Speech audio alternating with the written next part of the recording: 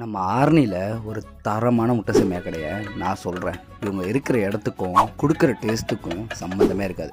இன்னும் டீட்டெயிலாக சொல்கிறேன். அதுக்கு முன்னாடி நம்ம பேஜை மறக்காமல் ஃபாலோ பண்ணிக்கங்க. Hi, this is AK.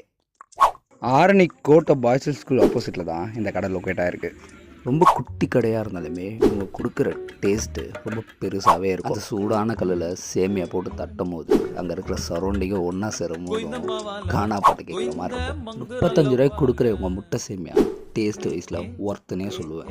அது கூட இவங்களுடைய முட்டை பொடிமா சேர்த்து சாப்பிடும்போது அல்டிமேட்.